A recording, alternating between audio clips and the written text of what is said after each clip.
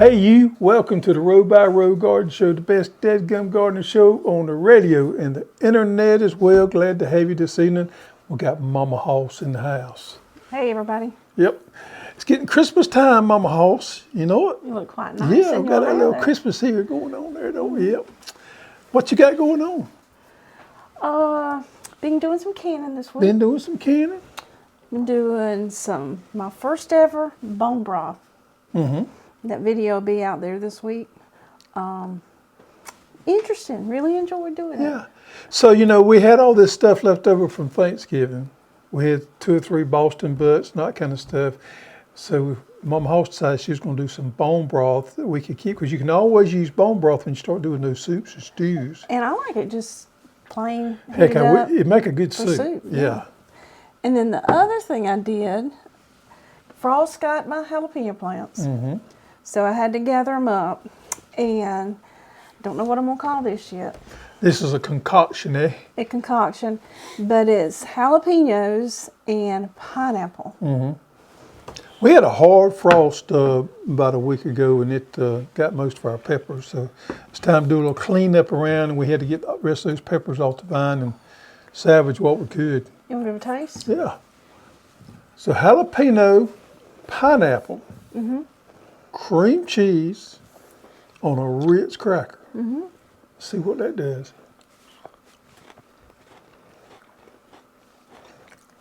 A little unusual. Mm-hmm. Not real hot. Not real hot. Got a little sting to it, not bad. But I just took the jalapenos, some mustard seeds, some cumin, some red pepper flakes, apple cider vinegar, sugar, and then did a water bath. Interesting. I'm not a huge jalapeno fan, but that's pretty good. Mm-hmm. Yep. I think it'd be good. Yep. So we got some couple new employees here we want to talk about for a minute. We had some new people show up last week. Yep, and their names is Chop and Bits. Chop and Bits are 2 Kuni barrows. Kuni is a pig that we've acquired, and a barrow, I don't know if you know this or not, what is a barrow? And you come off a hog farm, you ought to know what a barrow is. It's a male pig that's been cut. Right, it's a male pig that's been castrated. So we got 2 of those. And they are adorable. Yep. Cute. I was beside myself. So we unloaded them. They was real docile. We heard the breed, the Kunis were real docile and easy to handle. But they were wonderful. Put them in the pen. We come back up here, the pen's what, 100 foot from the office? Yeah. They were out by the greenhouse. So we had to go put them back up, get the feed bucket, and just follow them back in. Next thing we know, we come back, they're in the warehouse. In the warehouse. They wanted to come to work. Yep. So we had to get them and put them back in there again, and we got the pen fixed in, and they've been in since. So why did they get out? They busted up. We had a post. He put them in a pen that was a post secure. that was compromised a little bit, rotted off, and we didn't realize it until they went to push it. The post Boom. was broke. Yep. So anyhow, we got Chops and Bit back in. They're doing wonderful. They're eating some good feed, and they in freezer camp for about 4 weeks. For about 4 weeks, and then we're going to do some interesting things with them. Maybe some good pan sausage and some bacon and things like that. I think I might try my hand at doing my own bacon. It'd been nice if I had got on my laurels, got off my laurels, and got us a smokehouse bit before this. So, but I have not. But I still want some pigs, maybe for Christmas. Yep, maybe. Yep. So for our main segment today, we're going to be talking about seeds. And we're going to be talking about the different kind of seeds in the seed business. And one reason I want to do this is because a lot of these YouTubers out there have been given a lot of advice on seeds, purchasing seeds. Now what I have found, and I'm not really pushing down on your favorite YouTuber out there, but a lot of these YouTubers like to give this advice that they think they're experts in particular fields, and I have found that they may be giving some bad advice out. So we want to kind of clear the air today and give you some good, straight information on the seed industry and the state of the seed industry, because what we're seeing is a lot of these people out there are telling things that maybe not, I'm not saying they're doing it intentionally, But sometimes these YouTubers, they get to thinking they know a little bit more than what they actually do. And they're in the process of pushing out all this content, and they may have exaggerated a few things. And we're going to straighten some of that today. So that's going to be our purpose, to talk about the seed industry today. So make sure you hang around for that. First of all, we got a couple good Christmas gift ideas for you, because tis the season. Tis the season. And what's the last thing people usually buy? Stocking stuffers. Stocking I stuffers. always struggle with stocking stuffers. Really, you do. I do. It's that last You usually call somebody. It's that last 24-hour push before Christmas. I start to scramble and I start to get, Yeah. panic is what I do. You call somebody. Can And you I go end buy my up- stocking stuffers? I end up buying a bunch of junk that You you. do. I end up buying a bunch of stuff that really just to be buying it, and I know. shouldn't anyway. So I'm going to show you some good stocking stuffers. We've got this on our website. It's Hoss's Stocking Stuffer, $49.99. And what we have in here is a corn silken brush made in the USA. We did a show on how to preserve corn earlier this year. This is the bomb. Great. And I guarantee you'll be the only one in your neighborhood that put a corn silken brush in a stocking stuffer. Then a potato and carrot washer brush. Yep, Did I tell you about my carrots? you did. I have carrots ready to eat in December in South Georgia. Now both of these are made in USA. Yes. Then, for those that like to can or preserve or just decorate your pretty jars, we have this chalk set. It's chalk tops and the markers to write on your lids, and then this is the band that goes around them. So this would make the perfect gift for a woman and a man. Those that are a gardener that's hard to buy for. A good, useful stocking stuffer Yes, sale. useful. Now what does that sell for? $49.99. Good deal. Free shipping. Free shipping, special on that free shipping. So a good deal. All right, so it's my turn. Your turn. What do you have? And you know, a lot of times your mother-in-law is kind of hard to buy for. You could have a mother-in-law, you could have an in-law, or you could have father-in-law, or you could have an outlaw. Some of those could be hard for you to buy for, and you normally don't want to spend a lot of money, but you got a budget around $100 you're going to spend on them, but you don't know what to get. Have I got the perfect gift for you? All right, so this is called our kitchen grow light kit. Now this is a little bit smaller than our indoor grow light kit, and you get 4 of these smaller little trays right there. Now what I've got growing here, it just gives you a representation of what you can do with this. In the wintertime, you can grow your salads that we've got growing here. You can actually even grow some indoor tomatoes. I got one of the Little Birdie series growing right there. And I got some thyme going right here. You can grow your herbs. So you can grow your herbs, you can grow your lettuces, you can even grow microgreens in here during the off season. And then come springtime, you can start your seeds in there for your outdoor garden. That is just absolutely gorgeous. Peppers, tomatoes, anything like that you normally start from seed and transplant, you could use this to do that for. LED lighting system up here underneath here. And these little cool things right here adjust up and down. Now, I'm not going to do it because I'm going to make a mess, but you just loosen those knobs and you can either let it down or let it up. So it comes with everything here. Everything there, of course, it doesn't come with the soil or the plants. That's left it to you to do that. We do sell the soil that goes in there. You have to buy it separately. And it's got the switch over here. Watch this right here. Boom, boom. All right, $99.99 free shipping for that mother-in-law, in-law, or outlaw, whatever you've got. How about that? We help Sounds everybody out good. for Christmas, because Christmas can be a stressful time. You trying to buy something for somebody that people are hard to buy for. And then we also have gift certificates. Yep.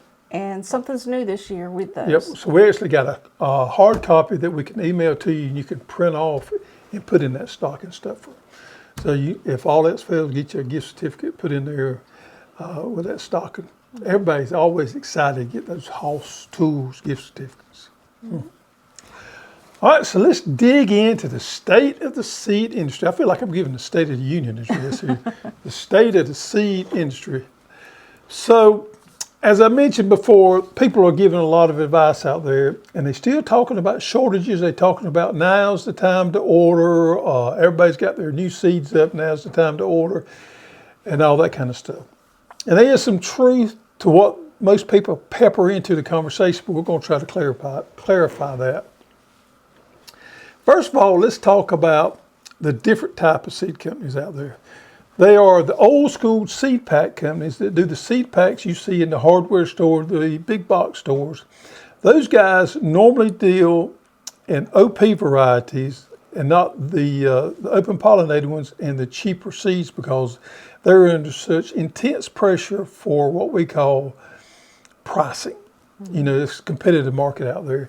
And those guys normally buy up in the fall of the year, and they pack in the fall of the year for the upcoming year.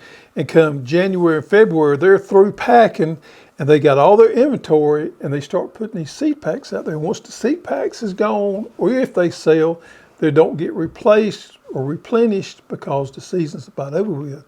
And then they have these old seed packs left over they have to discard or whatever. So the margins there, or the profit that they make on the seeds, can be tricky with all that. They got to use these cheaper seeds. They got to be real careful about how many they pack and all that. They don't want to overpack. Now, since the internet has come along, and with some of the, very few of the old school catalog companies, there's a different kind of seed company, and that's where we come into. We're kind of a different kind of seed company. What we do is we don't do the seed packs, racks in the stores, because we deal with mostly higher genetics or higher quality seeds that lend itself to that type market. Mm-hmm. And we have a system so that we pack seeds on demand. Now that means we keep a small amount of inventory, but we continually pack seeds all through the season to meet our sales data or sales quota. Yeah, it's based on what we sell. It's based on what we sell. And we order based on what we sell. And we don't end up with a lot of old seed. Had a couple people email us wanting to know if we had any old seed. I said, we don't have old seeds here with our system. We either got bad seeds or we got good seeds, and we discard the bad seeds. So we don't have those old seeds that some of your other companies have out there. We get seeds in almost daily, and we pack all the time. And what that allows us to do, it allows us to have fresher seed all throughout the growing season. So there's no such thing as buying fresh seed at a certain time of the year. We can have fresh seeds at any time, and it allows us to be able to bring on new varieties a lot quicker and be able to pivot in the marketplace of what we see. If there's demand for something out there, we can kind of move toward that. A lot of people, we get a lot of questions on customer service line. Is this seed a 2021 or 2022? Yeah. Yeah, and it really doesn't matter, because we germ test pretty regular. Every 6 months, 6 to 9 months, we germ test pretty much on every variety. So everything that we sell has got a good germination to it, and it's a good seed, and it's fresh. So you really don't need to be concerned about ordering so soon, worried about things that's going to run out. One of the big YouTubers out there said some of the varieties are going to run out. Now, I can tell you that there are certain varieties. Seminole pumpkin is one for us. We're going to have a hard time sourcing Seminole pumpkin this year. There is a few varieties that we're having trouble getting. For the most part, we don't anticipate having any problems. Mm-hmm.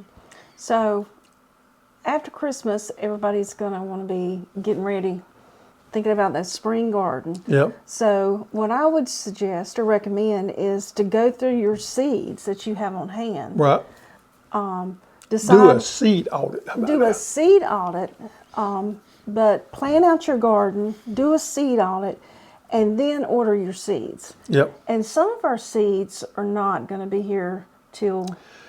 Yeah, so in general, this year we're seeing the shipments of our seeds come in later than we have before. And, pea seeds, cowpea seeds, zippers, and those kind of things, notorious for coming in late. Those are going to be... So it's not that we are not going to have them. They're just going to be late getting here. So don't get all worked up because they ain't there. Give it some time, and when they do come in, you'll see an email come out from us, and then pounce on them because they do go pretty quick. Mm-hmm. Pea seeds, just in general, cowpeas are just late to come in. They are the latest to come in of all the seeds. So let's talk about, types of seeds? yes. Okay. First one is open-pollinated, or Yep. OP. OP seeds, which are seeds that you can save the seeds from, and they are naturally occurring varieties out there that's been around for a while, but you can save the seeds from, and the variety comes back every year, true to variety, as long as there's not cross-pollination there.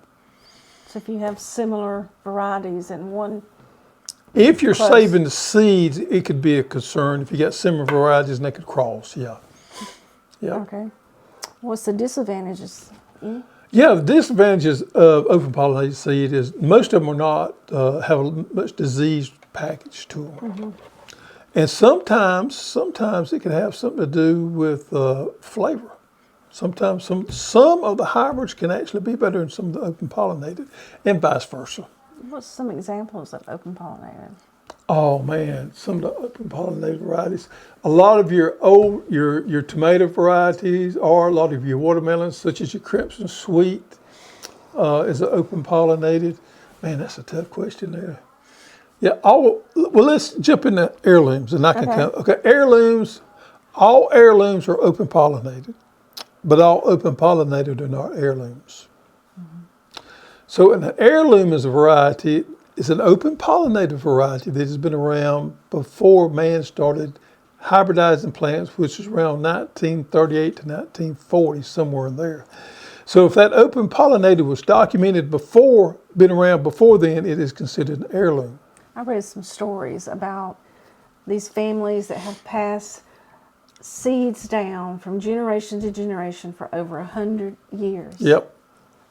That Yep. was just so cool. It is. You know, it's cool to have a story with a seed. I wish I had a story. It is. I get that. But sometimes you just want a seed to produce and to make for you. And that's where some of these genetics and these hybrids come in, is there. Now, on the heirlooms, the disadvantages to some of them is they're not resistant to diseases and some of the pests that we have nowadays. And another thing is they don't produce as much as some of the better varieties, such as the hybrids. So that is the disadvantage. The advantage is you can save the seed, and you always have that story with them. You know, you can have that to go with. So, What about hardiness? okay, so that's a good one. A lot of times, this is a mistake a lot of people make with heirlooms. They assume that an heirloom is good to be grown anywhere. So if somebody out in the Midwest, say Arizona, has got an heirloom that's been passed down through families like you talked about, that doesn't necessarily mean that heirloom's going to do well in South Georgia, North Florida, or somewhere else. So don't assume that just because it's an heirloom that it's going to grow wonderful for you, because it may be region specific and it may do better in a different climate than what you're in. So it's a big misconception out there about heirlooms, and open pollinated as well. Now, are they more expensive than the open pollinated? No, there's not a lot of price difference between the heirlooms and the open pollinators. They pretty much are the same out there. What about stability? Stability on, you talking about as far as them staying true to variety? Oh yeah, they're good for that. So you can keep them over and over and over again. Now sometimes you will sink a little weakness in a variety after a while, but for the most part, for the home garden, that's from a breeder standpoint. From the home garden, you can save them from, like you said, years to years and years. Okay. So Now let's talk next, about hybrids. hybrids. Yep. This is kind of what we deal in a lot, is hybrids. So hybrids, people get all up, bent out of shape thinking hybrids is GMOs. It's not a GMO. We talked about GMOs on last week's show. Hybrids is simply when you take two plants and you breed them together to get a better plant. And most time they have an outcome, the plant breeders have an outcome in mind of what they're trying to achieve when they do this breeding, where they take these two varieties and put them together. I was at a meeting with a plant breeder last week, and we was having dinner, and we were talking, and he was telling me about a new heirloom hybrid they have out. And I said, hold on just a minute. Heirloom hybrid. How can you have an heirloom hybrid? There's no such thing. He said, well, kind of they are. He said, we're taking two heirlooms and we're breeding them together to get this particular variety that is better than the two heirlooms. So I thought that was interesting. They're going to send me a sample of the seed of them. It's a tomato variety. They take two heirlooms, breed them together to get a plant that has more vigor or may have more disease package or may have a better appearance than what the parent plants did. So that's basically what hybrids are. And what does the F1 stand for? The F1 is the first cross. So when you take two parents and that first cross off that is the F1, which you'll see on a lot of descriptions of seeds as the F1, that means it's the first cross. Normally speaking, those F1s have the most vigor or the best offspring of that. The real reason most people like to grow these hybrids is because of disease resistance. I'm going to tell you, we couldn't grow tomatoes where we live if we didn't have hybrids. Another common misconception here, most people don't realize this, but your commercial organic farms depend heavily on hybrid varieties. And the reason is because they're able to grow these varieties without a lot of disease pressure, without having to, because they can't spray these fungicides or these pesticides. So these farmers being able to have these hybrids is an intense, it's really good that they got that, they can work within their program. And what we do is we offer these varieties so that the home gardener can have them as well. And can you save the hybrids? No, pretty much you can't. You can't save the hybrids, and then you can save the seed, they won't come out true to variety. There are some breeders out there that do some work with some tomatoes and things like that, and they stabilize them over a period of time. So they will come up with a cross, and they will take that cross and work with it till they get that variety stable. And then those hybrids actually become an open-pollinated over a period of time. So there's some of that goes on with some varieties, specifically some corn varieties. There's that stabilization goes on. So they create this plant and they keep breeding it till the offspring comes back stable every year. Now on the hybrids, I'm going to tell you where I kind of lean to on the hybrids. My winter squash, with the exception of a couple, I do like a couple of the heirlooms. My winter squash, my summer squash, my cucumbers, my peppers, and my tomatoes, and my sweet corn. I like to grow hybrids. I get more bang for the buck. We're able to produce a lot of food, and those plants are a lot more hardier than growing open-pollinated. And you don't have to use as much for pests or disease. You can actually be successful growing your own food. A lot of bacterial problems out there that causes plant to die, a lot of viruses out there. You as a home gardener may not know exactly what happened, but your plants die overnight or within a 2 or 3 week period, they just gradually go out. You can have some of these diseases that are prone on these open pollinated varieties that if you use growing some of these hybrids, you could be successful with. Now, one thing that I don't like to grow as far as a hybrid, that I do like as far as the heirloom is my field corn. I love these old heirloom field corns. Now, I think the field corns, the heirlooms, are hardier than the hybrids. I think that's one of the only, I'm going to say that in corn. Let's put corn all together. Sweet corn, I like to grow the hybrid sweet corn because of the flavor. But I actually think as far as hardiness and ease to grow, I think the heirlooms on corns are easier to grow than the hybrids. And just the opposite on the squashes, the cucumbers, the peppers, and tomatoes. What's your favorite heirloom corn? Oh man, you know, that's a passion I love. If I had the time, I could travel the world and just collect heirloom corns. There's just something I love about heirloom corns. Grinding, you can taste that in the cornbread, in the corn. It's just wonderful. My favorite is Hickory King and Jimmy Red. Jimmy Red. Yep. Those are my two favorite ones. All right. Yeah. And you may have answered this. Can a hybrid seed also be certified organic? Yes. Yes. A hybrid seed can be certified organic. Yep. Okay. Yep. Treated seeds. We've had some questions about treated seeds. And do we have treated seeds and what does it mean? Yeah, we do have a few treated seeds. For the most part, our seeds are untreated. But we do have a few varieties that are treated with a chemical called thiram. Now, thiram is a fungicide that helps when that seed comes up. If you've ever grown a seedling in a seed starting tray or anything like that, when it first comes up and it gets something what we call dampening off. Right there at the base of the plant, it just dries up and it dies and that plant falls over right when it comes up. That's a condition called dampening off. Heirloom helps with that situation there. So a lot of the farmers, especially market farmers or growers that grow for CSA or anything like that, they want their seed treated. Now the organic growers cannot use this Heirloom treated seed, but the market farmers that are not organic, they like their seeds treated because they can take that dampening off equation out of it, and they're more successful with that. Home gardeners, for the most part, don't want treated seeds, and we try not to offer a lot, but we do have a few treated seeds because that's the only way we can get the seeds. And it's on our website if they are, and also on the package. Yep, you'll see treated there on the description of the website. Do you have one of our new packages with the labels in it? I do not. I didn't get one. Oh yeah, we was going to talk about that. So what we did this year, and it's been on our Row by Row show, but we took 50 of our top selling varieties, and we're putting a little seed marker label inside the seed pack telling you what variety it is. Because you know what, I have a hard time when I plant stuff in the garden, I forget what I planted where, what variety it was. So you'll be seeing in some of your seed packs that you get this year, the plant marker inside of the pack. Let us know your thoughts on that. We're kind of doing a trial run with it to see if it's that beneficial for you or not. I like the idea a lot. I think I'll like it because I'll get out there and plant the seeds, and then I forget to have my label with me. Then I'll put the packet, stick it in the dirt, and then it disintegrates, and then I don't know what I got. Right. So we're trying that, and we'll see how it goes. If it's a big hit, we'll just do more of next year. How about that? And Okay. it is time.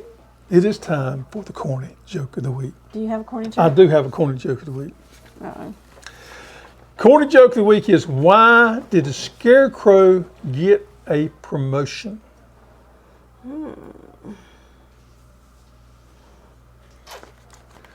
Because he was outstanding in his field. How about that? Outstanding. Yep. Sent in by good. Jerry. Thank you, Jerry, for that one right there. We'll get you some in the mail, Jerry. Yeah. So yeah, send us your address and we'll get you a little gift sent out to you. All right. So maybe that helped you understand a little bit of the seed industry a little bit. Do your seed audit, get you a list of what you need. Plan out your garden. Yeah, and if on those cowpeas, if you're gonna plant those, have some patience there. But everything else should be available, we think, first part of the year. I don't think there's going to be any huge issues. I don't think there's going to be no reason to panic or anything like We that. also have what going on the website this week. Oh yeah, I forgot about that. Yep. Exciting. Potatoes. So we have Potatoes. potatoes for pre-sale on the website. We are planning on getting them in January 15th, a shipment in. We're going to get another shipment in February 15th. But you can go on our website and go ahead and order your potatoes. Make sure you lock them in so you get some Irish potatoes, because you know what? It's right around the corner. Right around the corner. Yep. All right, well, good deal. Well, we hope we enlightened you. Thank you for joining us. And Don't forget those stocking stuffers. That's right. That hard to buy person. Outlaw in-law. Now it's time for you to get out there and get dirty.